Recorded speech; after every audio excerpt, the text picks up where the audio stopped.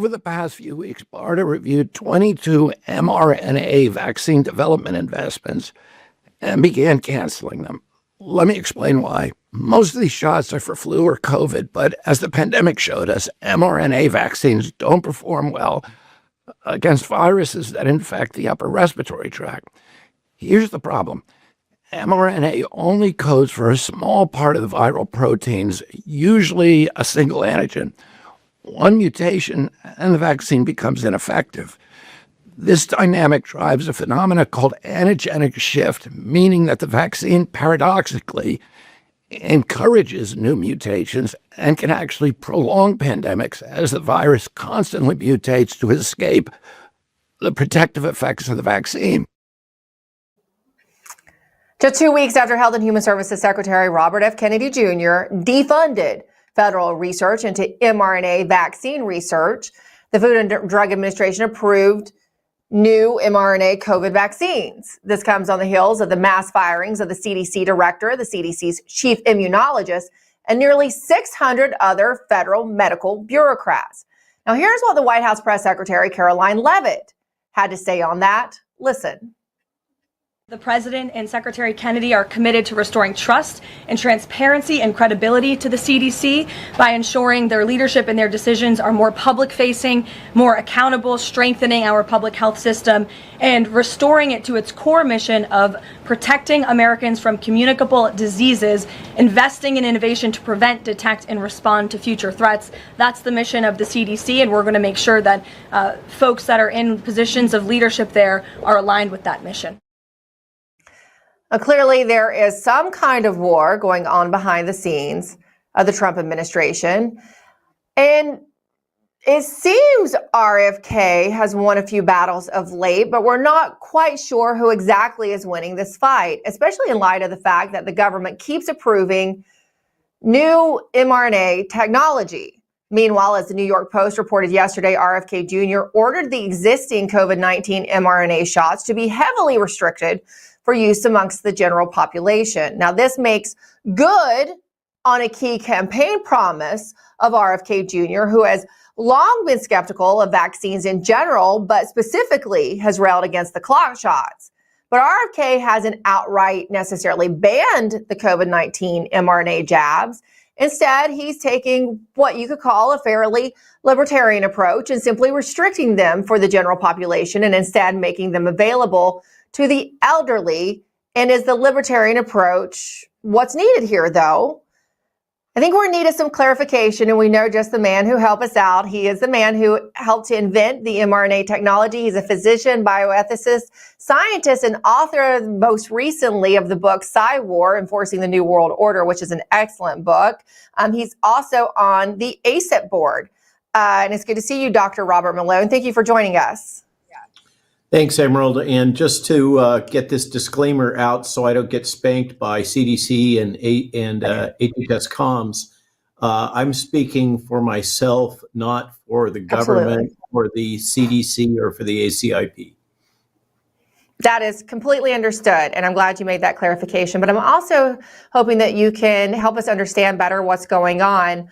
It feels like mixed messaging. Maybe we're just not hearing enough, from HHS itself and RFK Jr. But what is going on, Dr. Malone? We felt like there were a lot of wins this week, but there's still some backing of the mRNA technology. So how do you see it? What should we understand? A lot of moving parts going on, Emerald, right now. And there is a lot of turnover and churn and turmoil within the CDC, some issues within the FDA, and there is certainly some dissension within the ranks within HHS and the Trump administration. All of those things are true. In terms of the mRNA COVID products, Bobby was quite clear. What has happened here is they finally got to the point where he was able to get consensus within the government that there's no more emergency associated with COVID. Remember, that's the whole basis for this, is the emergency use authorization. And there is no longer a public health emergency associated with SARS-CoV-2 and COVID. And they finally got the FDA and HHS to rescind the emergency use authorization. But Bobby had made a commitment, as you point out during the campaign, that he, quote, wouldn't take anybody's vaccines away from them. That's kind of what's underpinning this. And of course, he made that commitment also to Senator Cassidy during his confirmation hearings. And so this is kind of a split the baby situation. What they did was they removed the EUA and then they gave limited FDA authorization for high-risk groups of various ages, depending on the manufacturer, for receipt of these products, the Moderna product, the Novavax product, and the Pfizer product. And Bobby, in his announcement, made a statement that this would be under physician advisement, basically. So he's making a statement that these products will be available to those that want them, but that they should have a conversation with their physician about who's going to receive this before they move forward. So that's informed consent. That's another one of the core principles here. And remember, Merriam-Webster defines those who are against vaccine mandates as anti-vaxxers. So I get hit with this all the time because I'm against vaccine mandates, therefore I'm an anti-vaxxer.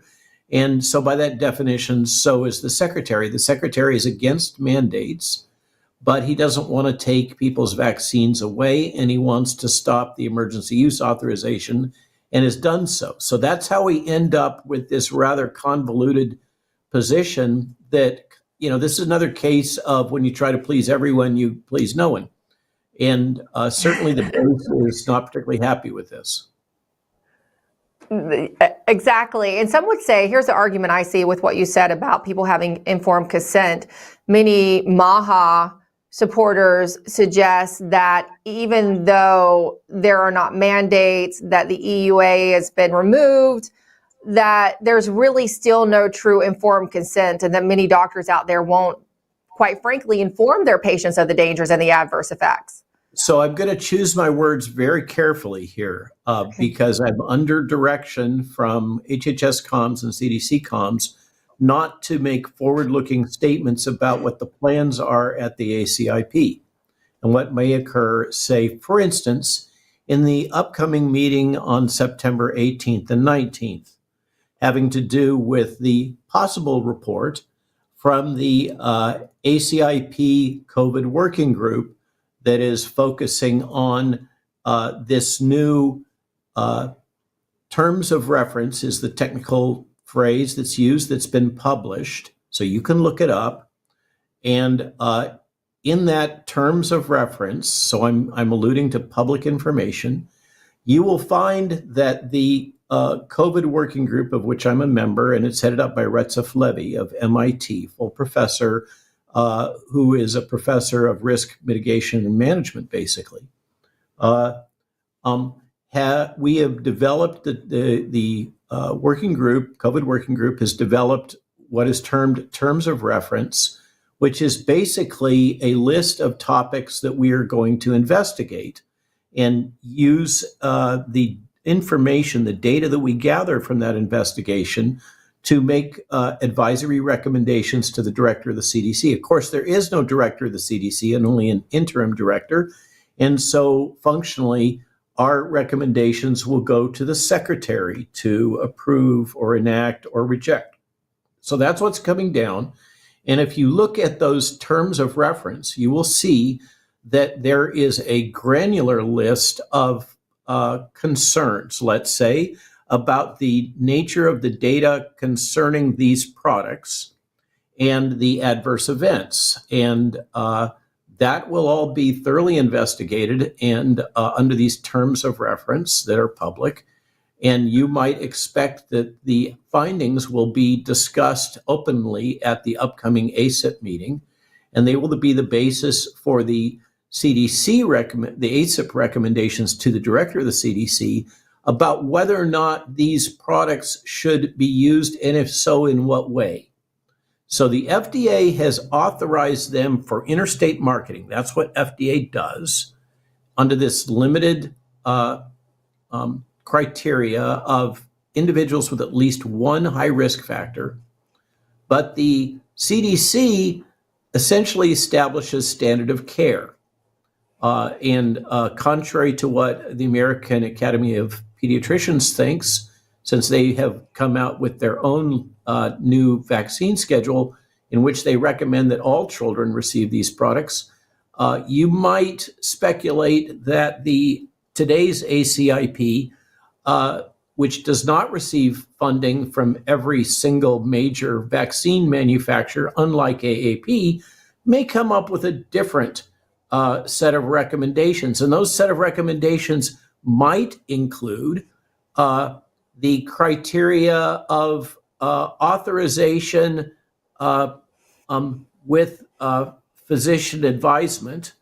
And it might be that the ACIP will provide a list of information that they recommend that physicians should share with their patients when their patients are seeking informed consent. And you might infer, since the CDC establishes standard of care more or less nationwide, that physicians that would prescribe these mRNA products for their patients who didn't provide that information would be at risk legally if there were any adverse events associated with the administration.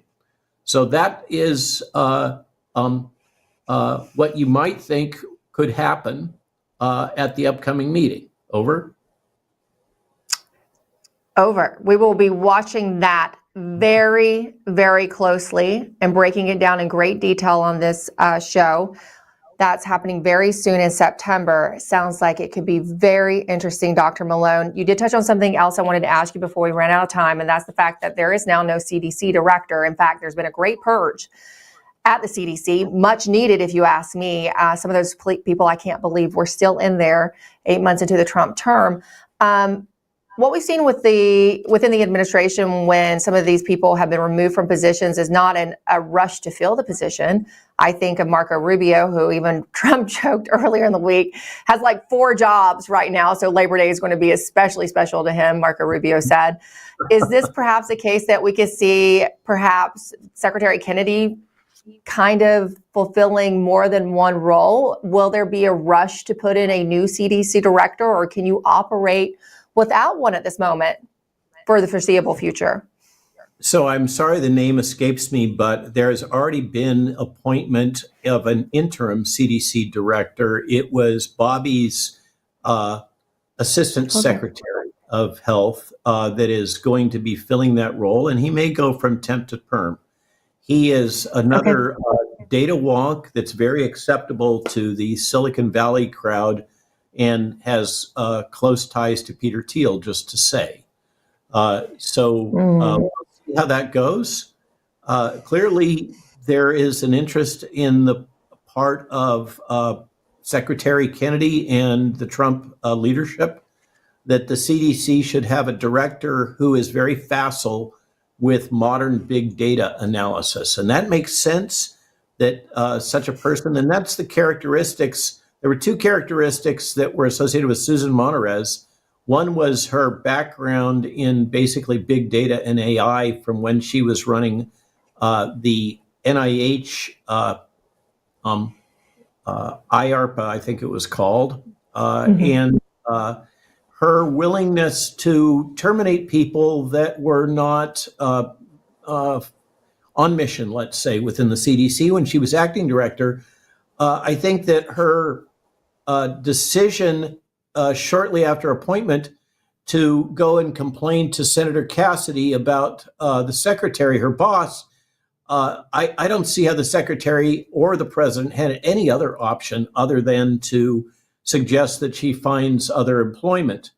The 600 plus CDC staff that have just been let go, they were actually listed for being made redundant quite a while ago, but then there was a legal case brought that delayed that, and it's just finally been resolved, and that's why they've been let go.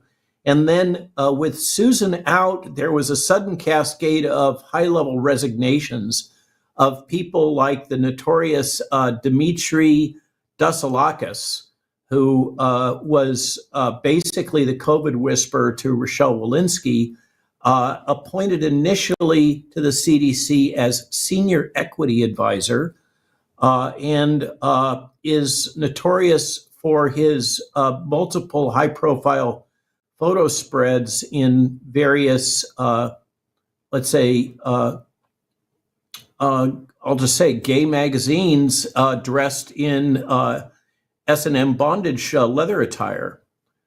So this, you know, I personally, I think that what we're seeing is today's CDC is the product of the Biden administration's DEI policies.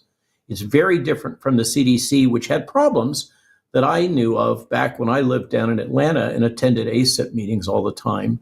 And it appears to my eyes that a big part of what's driven that has been DEI policies run rampant down there in Atlanta. On our show, we know him, my audience knows him as Mr. Monkeypox, and we're glad that he chose to self-deport. It was about time. Dr. Malone, I think September is going to be a very, very big month in the MAHA movement. We're anticipating that report on vaccines and autism from Secretary Kennedy. Just a minute. They're calling the secretary in for congressional hearings on September 2. I really suggest that your listenership get on the stick and make it clear that they support the secretary as he heads into the lion's den there.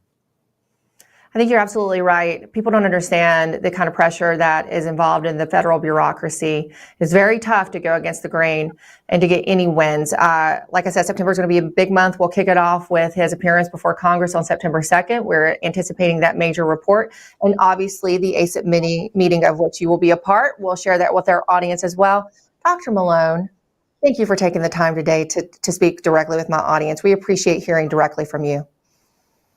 Thanks a lot for the opportunity, and I wish you the absolute best of luck in all things.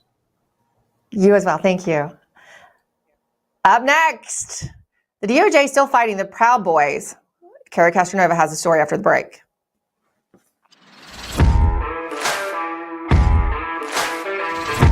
Whether it's being a weekend warrior or spending time with your family, feeling your best is the key to doing the things you love. That's why I'm excited to tell you about Nirvanta. It's a natural solution designed to help you stay active and live well naturally. Nirvanta is a topical blend of all natural essential oils like frankincense, myrrh, and a proprietary gold standard plant stock extract. It's perfect for your hands, feet, knees, back, or anywhere else that needs a little extra care. Use Nirvanta proactively as part of your daily maintenance routine, and you're guaranteed you're going to feel the difference. Simply massage Nirvanta in for at least 60 seconds, 2 to 3 times a day to get the best results. And if you're not completely satisfied, you get your money back. No questions asked. There's simply no risk and no reason not to try Nirvanta today. Right now, you get 15% off with code Lindell exclusively at nirvantahealth.com. So stop reaching out for that medicine cabinet. Get Nirvanta instead and experience the difference. Go to nirvantahealth.com. Use code Lindell to get 15% off today. Nirvanta Health. Live well naturally. Welcome to Vocal, the free speech social app that gives you a platform to amplify your voice. Speak freely, connect boldly, and be part of a growing movement for truth, faith, and freedom. Want to know what's happening right now? The Now Playing feature shows you exactly who's live and what's streaming in real time. Check out the show's feed, a non-stop lineup including Lindell TV News 24/7, shows and on-demand programming all in one place. Connect with your favorite host and never miss a show. Explore the featured page for quick access to Lindell TV's top shows. Follow your favorites and watch their newest content flow right into your feed. And when they go live on Vocal, you can join the live chat and be part of the action. Ask questions, share your thoughts, even help shape future shows. Stay informed on issues around securing our elections by following your state's Cause of America account. Join a group and connect on a deeper level, from faith and freedom to the future of our nation. Go to vocal.com or download the app today and be a part of the mission to save our country.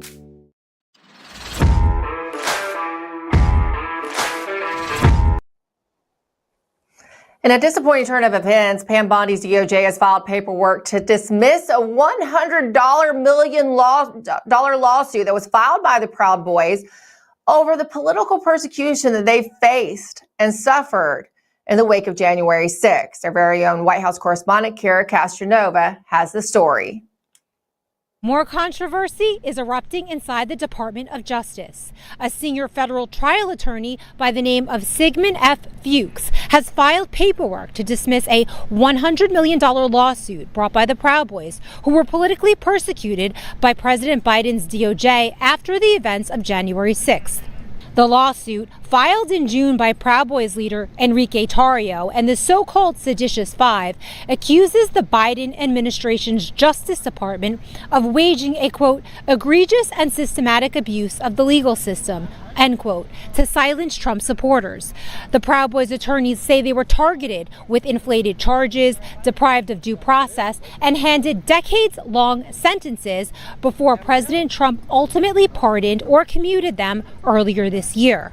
But the Department of Justice filing this week signals a sharp turn. Despite Trump's pardons, Pam Bondi's attorneys appear to be siding with Biden's DOJ and asking a federal judge to throw out the suit. The department argues that the Proud Boys have no proof that investigators fabricated testimony or planted evidence.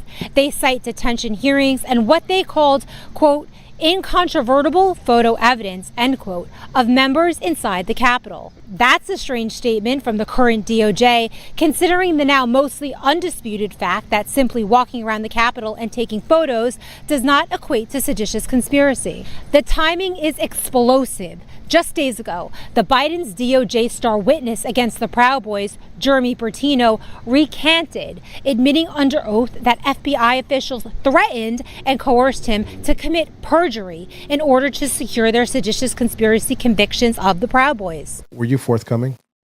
On the stand? Yeah. No, I twisted the story they wanted the way they wanted it twisted. Okay. Yeah. He also alleges that the DOJ and the FBI conspired to construct a false narrative to ensure the Proud Boys would be found guilty, goading him into false testimony by threatening him with a 25-year prison sentence if he did not comply. I think that if I didn't, I was looking at decades in prison for a crime I didn't commit. Bertino further claims that FBI agent Nicole Miller, who still works at the Bureau, personally coached him into that false testimony during illegal, off-the-record meetings with Biden's DOJ. How many times did you meet with them total? Just give me a ballpark. 15. Do you know that they only told us that you met with them 3 times? I'm surprised, but not surprised. And legal experts now believe the very point of Biden's DOJ securing those Proud Boy convictions was to create a direct link to President Trump, laying the groundwork to later convict him of seditious conspiracy in his own J6 federal trial. And now many are asking, when will these federal officials, some still working inside the government, be investigated and held legally accountable for what they did to President Trump's supporters after January 6th? Many Trump supporters are calling the DOJ's move not just confusing, but dangerous, a sign that entrenched bureaucrats like Proud Boys prosecutor Jocelyn Ballantine continue to corrode the halls of the Department of Justice. Fun fact. DOJ attorney Sigmund F. Fuchs moonlights as a playwright when he's not targeting Trump supporters in court. His production, In the Closet, tells the story of 4 gay men who retreat into their metaphorical safe space, symbolized by a closet. As for Nicole Miller, well, she's still working at the FBI. And for someone who allegedly worked in secret, coercing federal witnesses, well, it's fitting that it's impossible to find a photo of her on the internet. President Trump delivered pardons, but bureaucrats loyal to the old Biden regime are still at work to undermine him. Some say this proves another deep cleanup is needed inside the DOJ. A federal judge will now decide if the $100 million lawsuit moves forward or if the Justice Department succeeds in shutting it down. The fight for justice for January 6th is far from over. And some are even asking, were the real conspirators not the Proud Boys at all, but the legal team and the government officials who worked together to allegedly frame them? Reporting from the White House for Lindell TV, I'm Kara Castronova. Thank you for that, Karen. As in the way of others who have been politically persecuted by the federal government, as we reported earlier this week, the FBI whistleblowers who dared to question the COVID-19 vaccine mandates and mishandling of January 6th Fedsurrection have been reinstated with back pay. That includes our good friend Garrett O'Boyle, who told the Washington Times, quote, "This settlement closes a painful chapter for my family and I, but it does not erase the years of retaliation, reputational harm, and financial hardship that we endured simply because I told the truth." After receiving the good news, O'Boyle posted pictures of him celebrating with his family. O'Boyle tweeted a short but sweet thank you message to his countless followers who supported him in his righteous struggle against the Biden regime's tyranny. We're truly, and I can't say this enough, we hear the absolute truth, are truly happy for O'Boyle and Steve Friend and the other whistleblowers. This does mark a true turning point in the way that the Bureau and the rest of the deep state are run, or is this merely a tactical retreat by the corrupt elements of our oversized federal bureaucracy? After all, on his popular program, The Nate Kane Show, our next guest recently detailed how the FBI and other agencies routinely deploy psychological warfare operations, or PSYOPs, against the very same American people they're supposed to be protecting. And don't even get me started about the way in which the Russia collusion delusion has been handled. How is it that despite all the revelations about the obvious corruption of the intelligence community by Obama, Biden, Brennan, Clapper, and Hillary Clinton, that no one has yet been arrested? So yes, we are truly happy for O'Boyle and the other FBI whistleblowers. They deserve all the good that is coming their way. But the fight, my friends, is not even close to being over, and their case is but a drop in the proverbial bucket compared to all the corruption that we must root out in the Bureau and throughout the IC. And we're now joined by Nate Kane. He is the host of the Nate Kane Show to discuss this further. Nate, as someone who's so familiar with these situations and others like it, let's be honest, it's not the first time this has happened in the Bureau history, right? What do you make of this initial settlement with the FBI whistleblowers? Well, I do think that this is a good start. In fact, it's absolutely a necessity that these guys be made whole financially for what has been done to them. Essentially, they were put on administrative leave without pay. And, many of them have pensions and had worked, for decades within the FBI. And so it was really unfair what was done to them. They followed the procedures. They were protected whistleblowers, and yet they were not offered any protection at all. In fact, they were put into a situation where if they had left, and gone after other employment, then it would essentially make them unable to appeal their case. But their appeals were put on hold for very long periods of time. And these are all tactics that are done to punish whistleblowers. The question is, will it really promote any real reform, right? Or is this a one-off? Is this some way to sweep this situation under the rug, but maintain the status quo? FBI Director Kash Patel tweeted this. He said agreements have been reached with 10 whistleblowers and counsel to include a combination of back pay, security clearance, and reinstatement. We greatly appreciate President Trump's commitment to transparency and accountability. He also thanked Senator Chuck Grassley for working to make this happen. But if you watch the story, the segment by Kara Castronova just before you joined us, there's still a lot of rot in the FBI. You still have an FBI agent who essentially convinced a Proud Boys member to be a witness, bear false witness, right? His account, she allegedly encouraged him to bear false witness against his fellow Proud Boy in order to not face repercussions himself. So Can we be Yeah, this is hopeful of true change?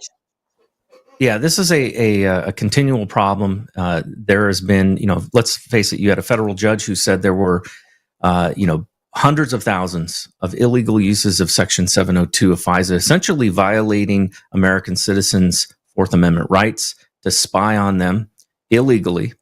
And yet there has been no one that has been brought to justice for this. This is deprivation of rights under color of law. You have multiple cases of where the FBI, previously, had covered up crimes that were committed by people like Hillary Clinton and many others, and yet there's been no justice done there. My whistleblowing case was related to that, and there has been no justice. So I am glad that these good men who have served their country and who did the right thing in the face of losing everything, I am glad to see them be made whole financially. However, even reinstatement, I don't know how that's going to work out for them, because a lot of the people who were corrupt and who, essentially showed their true colors after they were, exposed as being whistleblowers, many of those people are still there.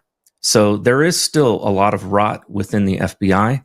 I applaud, Kash Patel, his work that he has done to try to, rectify that. But this is a big problem. It's certainly not going to get fixed overnight. I do think they are moving in the right direction. The question is are they able to do this, in a way that is going to make enough of a difference so that when the next administration gets in there, things don't go back to being the way they were before. Right, just turn on the lights again. Speaking of some unusual moves that the Bureau is making, they have named a new co-director, right? Andrew Bailey is someone we know from Missouri to lead alongside Deputy Director Dan Bongino. That's a bit unusual. What does this say to you, Nate? What does it mean? I don't know. That is a very interesting thing. That's not something that is typical. And so it does make me wonder, and this is just pure speculation, if Dan Bongino is planning an exit from the FBI. I mean, we know that he had that moment of, kind of disappearing off the radar there for a day or two. And so I don't know what's going on there. He may be frustrated. He may be, experiencing a case of, the grass is not always greener on the other side. And again, once you get in there, there's a lot of things I'm sure that people want to do and a lot of things that people want to change. But when you see just how tough it is to make change inside of a bureaucracy as big as the FBI, there may be a need for another person. So I'm wondering if some of the duties that Dan Bongino has currently are being offloaded to this other person, or what the purpose of that is. I haven't seen any kind of clarity on that yet. Finally, real quick, I didn't get to listen to all your podcasts, so I have it flagged for later over the holiday weekend on PsyOps, but it was fascinating. And I hope that you'll come back and when we have, some more time and we can discuss that more in depth, because I don't think the American people greatly understand enough the PsyOps that are deployed against them. In fact, we had Dr. Robert Malone on earlier in the show. He wrote the book Psy War, right, about psychological operations that are deployed against the American people by its own government. Are we seeing an improvement under the Trump administration? Or are the American people still subject to the same PsyOps that have been going on for decades? Well, my biggest concern in regards to that is that there were very strict laws that were put into place after the Church Commission, and many of those were rolled back under the Obama administration. And I have not seen a change to correct that. Now, granted, these are things that the president himself doesn't necessarily have the power to change. These are legislative issues that Congress needs to get together and take a look at. And I'm talking about the things like the fact that the government has the ability to propagandize us. That was something that was supposedly done away with, and but a change to an update to that law where they quote unquote modernized it. That is something that was done in order to allow for propaganda to occur. Again, we saw during the Twitter files when they were being revealed that there were the FBI that was basically paying $9 million to Twitter in order to be able to change the headlines or get them to pull stories and things like that. All of these terrible things that happened under previous administrations, I've seen no change to the law to stop that or prohibit that from ever happening again. And that is my concern, is that while I don't think that the Trump administration is doing the evil deeds that previous administrations did. My concern is that I've not seen any substantial change to the law by Congress to prevent these things from happening again. Something that must be addressed. Nate Kane, he is the host of the Raising Kane Show, also a whistleblower himself, but you can find his show at theraisingkaneshow.com. Let's talk again soon. Talk about that more in depth. Thanks for joining us today. Have a great holiday weekend. You too. God bless. Up next, one of our great American ranchers are at risk of losing his farm. We talked to him, Brian Massard, after the break.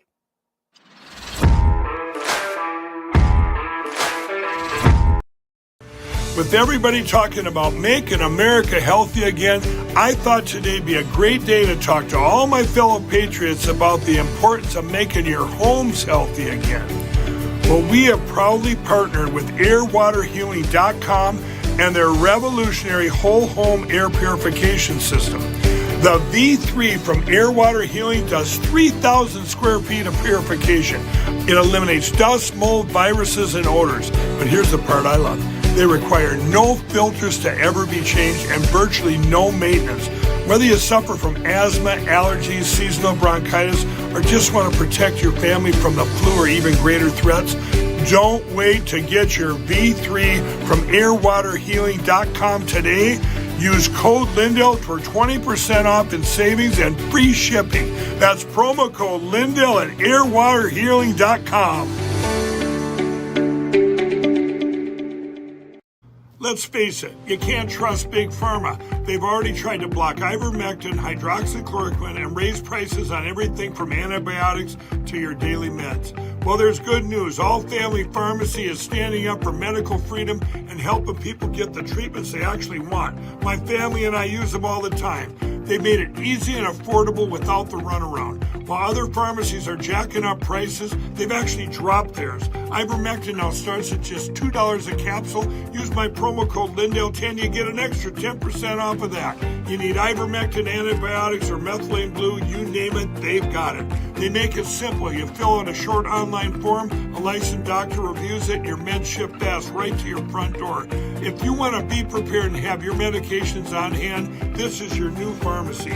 Visit allfamilypharmacy.com/Lindell. Promo code Lindell10 saves you even more. That's allfamilypharmacy.com/Lindell. Promo code Lindell10.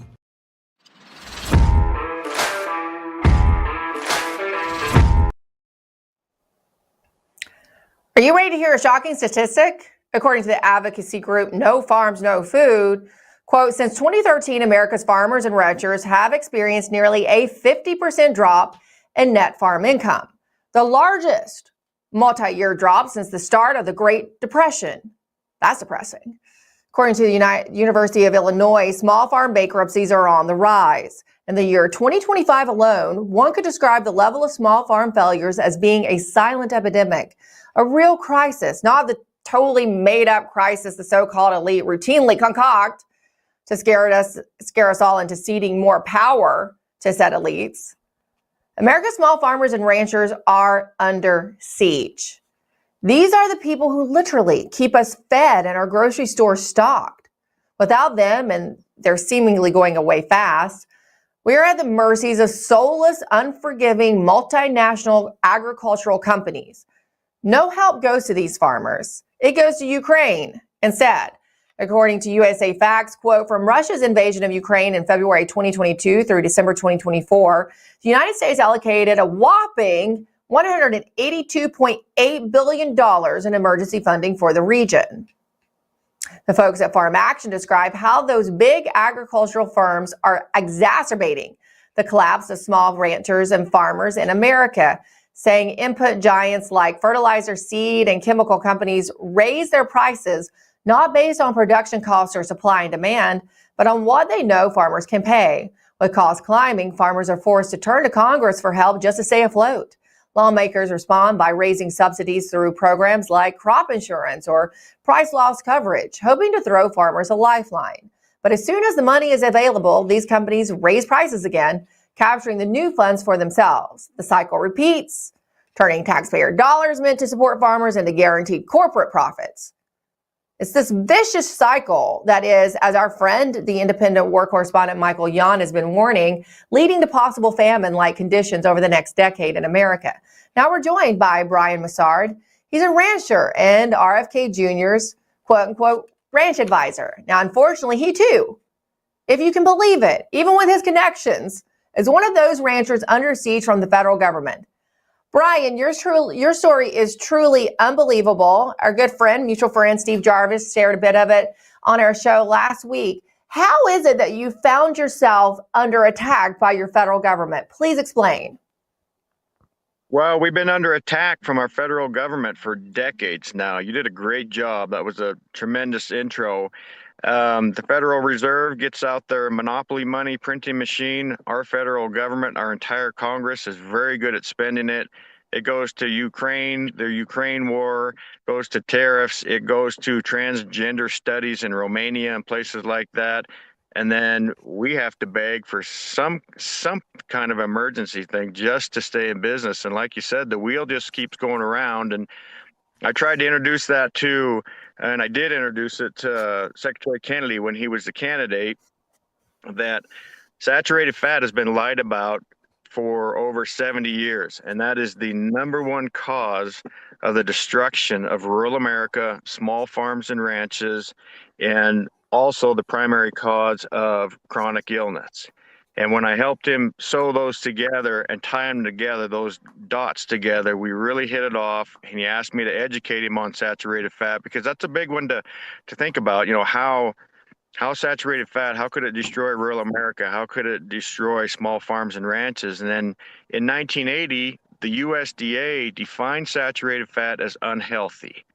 And from that point forward, the value of our product permanently dropped below the cost of production. And that means eggs, dairy, beef, pork, all of us. We saw the values drop, and the pressures on these small banks we couldn't get any financing. And I've watched my friends, I've watched families, I've watched ranchers, I've watched customers go away over the last 45 years. They just get older, they get tired of fighting it, they send their kids to town. My parents tried to send me to town. I've had a loan since I was 10 years old. I borrowed $400 and bought my first cow, and I wasn't going away. I love this industry, and I've spent the last 40 years trying to figure out, how do I save all my customers that are disappearing? And once I realized the lie about saturated fat, I helped Secretary Kennedy, which is going to help millions and millions of people get healthier. Saturated fat there's only two required nutrients for our body, and that's protein and fat. Nobody knows that. They think it's carbohydrates. And if we get people healthy again, that takes the pressure off of Medicare and Medicaid. It starts taking pressure off our national budget. And here we are, we can't even renew our loan, and we've helped millions of people. We're helping our customers put a floor on the next market crash, because people are finally realizing through Secretary Kennedy that saturated fat is good for you. And just to clarify, and I want our audience to understand how you've been working with Secretary Kennedy. You've been instrumental in helping him turn the food pyramid upside down, essentially, right? They're going to introduce a new food pyramid, and you've been helping advise on that. I have. When I was working with his team, I said that is the first domino that has to fall. You do not have, MAHA does not exist without saturated fat. You can't make people healthy again. You can't get them to react positively to vaccines if their body's not functioning right. You don't have a robust American Heart Association, American Diabetes Association, unless you have a lot of sick people. And so those guys have turned that into an industry now, and everybody knows, except for the American people, that saturated fat is good for them. And we have to turn that around. I pushed and pushed and pushed, and there was a lot of back pressure on a lot of the team. They were like, Brian, this is too big. The dogma's out there. We'll never change the conversation. Forget it. We have to worry about chronic illness. And I said, you can't fix chronic illness without saturated fat, and you're going to lose all the farmers and ranchers you're trying to reach out to. Obviously, RFK Jr. is very sympathetic to the plight of the farmers, right, and the ranchers, but he's not the head of the USDA. That is Brooke Rollins. How much help do you all need from Brooke Rollins? She needs to come out with a major announcement right now, and they have to. And I have been to D.C. in July. I have met with the authors of the new dietary guidelines. They have said the cap on saturated fat is coming off and the limits on red meat is coming off, which will be helpful because schools and prisons and the military cannot serve saturated fat at only 10% in our diets. And the USDA is in charge of that. Brooke Rollins has a first opportunity to be the first secretary of the USDA to change that. We're counting on her to change that. I'm waiting for Pete Hegseth to renounce, rescind, and stop the contract they got to grow lab-grown meat, which the USDA, our own USDA, gave Tufts University $10 million in 2021 to study lab-grown meat. Then the Department of Defense got the contract to make it. Now that's our entire government working against this, and that's just writing on the wall of they want us eating. They want these huge corporations making lab-grown meat. All four of the big packers, they're all invested in alternative protein. Israel, I watched a video of Netanyahu, and they're showing him how they can print meat in 3 minutes by a machine. Is our USA to Israel going to print that? And so I've talked to lots of banks. Our bank said they weren't going to renew our financing this year, our operating loan, which we don't operate without it. We've gone to 6 other banks. Our bank and their bank said, hey, what you're doing is absolutely amazing. You know more about the cattle industry than we've ever heard of and understand, but we can't give you money. And my own bank, we've only been paying our interest for 4 years now. We haven't been paying our loan down. And they said, the only reason we let you get away with that is we made so much money off you with this inflation. We just let you do it. But now we're not going to operate. The last 4 years with Trump printing money and President Biden printing money, we have paid an additional $1.12 million in interest from the inflation. And all that money, like you said, went overseas. It went to USAID, and we foot the bill for it. How can people help you, Brian? What can people do? Because I know a lot of my audience is going to want to help you out. They want to save that look at that beautiful farm behind you. Look at that beautiful ranch. I'd love to see it in person. It's gorgeous. How can our audience help you? You can help right now by making orders. We just finally came up with a beef tallow, a whipped body cream that will help us more than anything. And it's very good for you. Actually, beef tallow is the closest thing in composition to human skin. So if you've got a skin or a burn or a cut or a bite or anything, it really soothes your skin. You can go to remangus.com. You can order any beef box. There's a $100 Save the Ranch beef box on there that'll have beef sticks and salamis. You can get anything from a 10-pound box all the way up to a whole beef. We have lots of options. And then right now, to try to get something done to help us operate, since the banks don't want to help us, is those 2 little jars of whipped tallow. We have 2 cents. One's lavender and one is lemon grapefruit. That'll do more to help us get through this bottleneck than anything else. remangus.com. remangus.com. I'm headed there right after I get off air. Tallow's all the rage these days, right, in beauty products. So ladies, or for gentlemen out there, you're looking for something nice for your lady, get that. Also order the beef box. I plan to do both. Brian Massard, we'll check back with you in a couple weeks, see where you're at. But in the meantime, audience, go and help a rancher out. It's beautiful. We love what you're doing, and you're advocating in DC. We need to keep you in business for sure. Thank you so much, Brian. This made my day seeing your beautiful ranch. Oh, thank you very much. Have a great day. Thanks so much. The left is big mad that Trump is appointing a election, quote unquote, denier to a key position at DHS. And in doing so, they're highlighting a few of our friends, including Seth Cashel, who joins us after the break.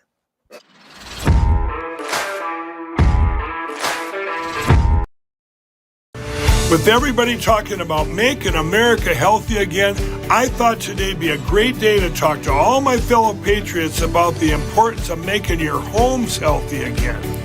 Well, we have proudly partnered with airwaterhealing.com and their revolutionary whole home air purification system. The V3 from Air Water Healing does 3,000 square feet of purification. It eliminates dust, mold, viruses, and odors. But here's the part I love. They require no filters to ever be changed and virtually no maintenance. Whether you suffer from asthma, allergies, seasonal bronchitis, or just want to protect your family from the flu or even greater threats, don't wait to get your V3 from airwaterhealing.com today. Use code Lindell for 20% off in savings and free shipping. That's promo code Lindell at airwaterhealing.com. Welcome to Vocal, the free speech social app that gives you a platform to amplify your voice. Speak freely, connect boldly, and be part of a growing movement for truth, faith, and freedom. Want to know what's happening right now? The Now Playing feature shows you exactly who's live and what's streaming in real time. Check out the show's feed, a non-stop lineup including Lindell TV News 24/7, shows and on-demand programming all in one place. Connect with your favorite host and never miss a show. Explore the featured page for quick access to Lindell TV's top shows. Follow your favorites and watch their newest content flow right into your feed. And when they go live on Vocal, you can join the live chat and be part of the action. Ask questions, share your thoughts, even help shape future shows. Stay informed on issues around securing our elections by following your state's Cause of America account. Join a group and connect on a deeper level, from faith and freedom to the future of our nation. Go to vocal.com or download the app today and be a part of the mission to save our country.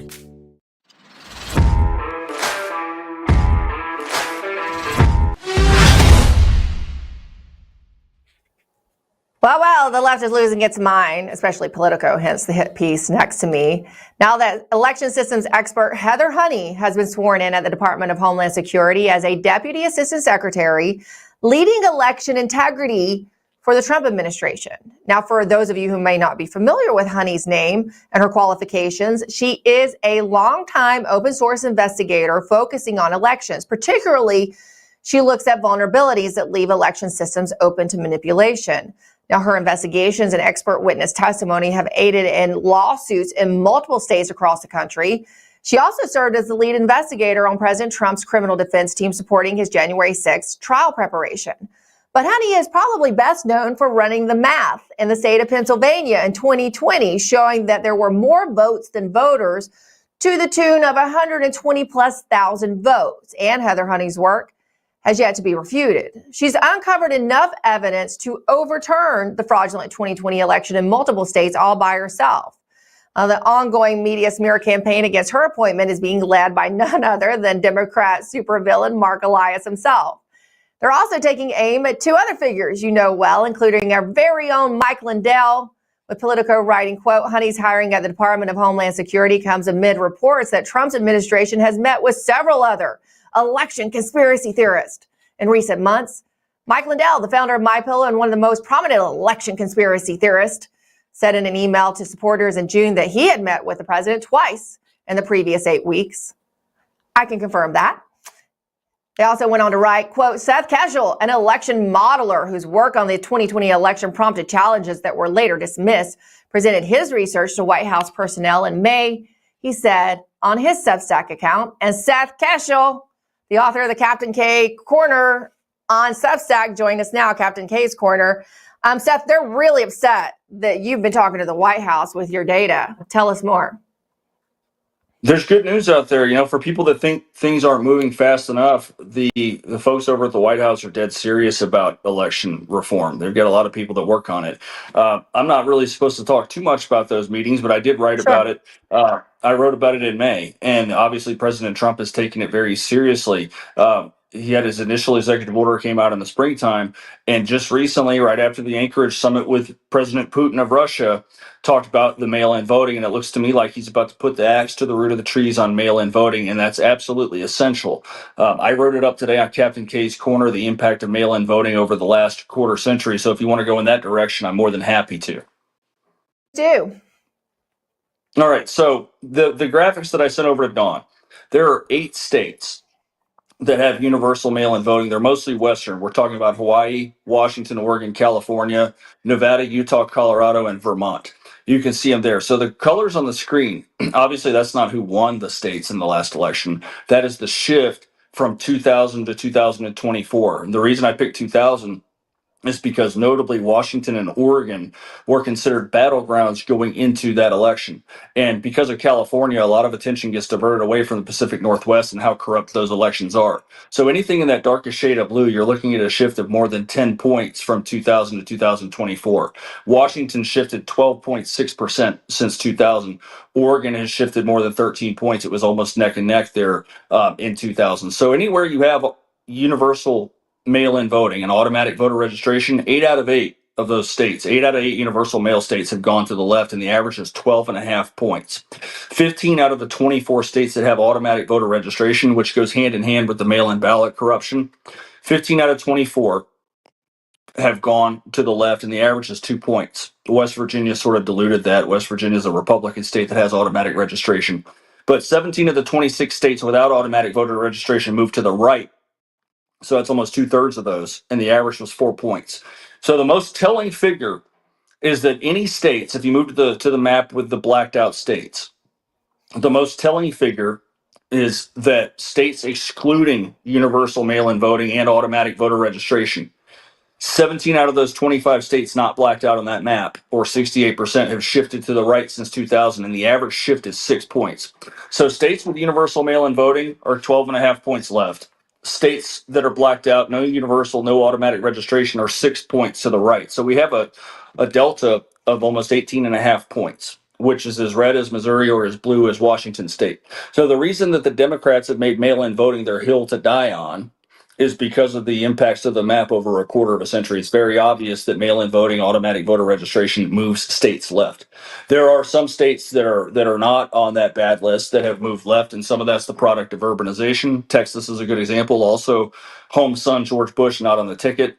A number of the mountain states in the Northwest, Montana, Idaho, just a population boom taking them to a more urban electorate. There's outlets out there trying to suggest that President Trump is not committed to the mail-in ballot push with executive action anymore, that instead they're going to take a legislative path.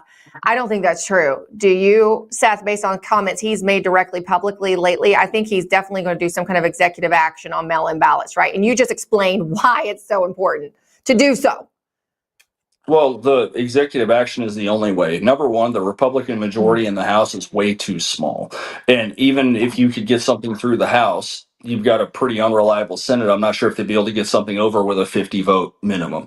You have Lisa Murkowski, there are rumors flying that Lisa Murkowski is going to become a quote independent and caucus with Democrats. Susan Collins would be unreliable on this. So would Mitch McConnell. So I don't think legislation is an option here, even though that would be ideal.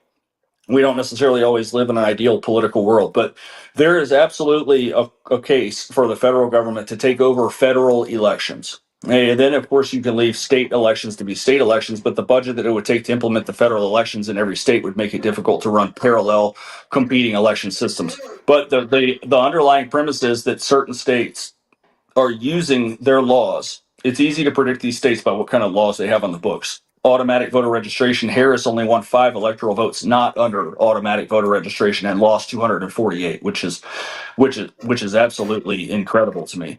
But you have to have a level playing field. You cannot have Washington and Oregon sucking up 20 electoral votes from a state that is running fair elections, and that was the underlying foundation of Ken Paxton's lawsuit, Texas versus Pennsylvania, after the 2020 election, which the Supreme Court opted not to hear. That Pennsylvania's misconduct of its own election, like you mentioned with Heather Honey's work, disenfranchised Texas's 38 electors, and that suit was joined by 20 other states. So, Keschel, you've made the case for executive action as it relates to mail-in ballots all by yourself. You can see that more at skeschel.substack.com, skeschel.substack.com. Thank you, Captain K. You bet. I actually rebranded that. It's CaptainK.us, so it's a little bit less of a mouthful to be able to get to it. That is so much better. Yeah, you got to get a custom domain, CaptainK.us. That's easier for our audience to remember. Thank you so much, Seth. It's good to see you. I'll remind you that Mike Lindell and the MyPillow employees want to thank my listeners for all your continued support. Mike has a passion to help everyone sleep better in their lives. So in light of that, you can go to mypillow.com where you can get the Percale bed sheets, any size and any color, just $29.88. $29.88 right now, when you use your promo code TRUTH, go to mypillow.com, take advantage of that very good special for our audience. And that's the absolute truth. See you tomorrow.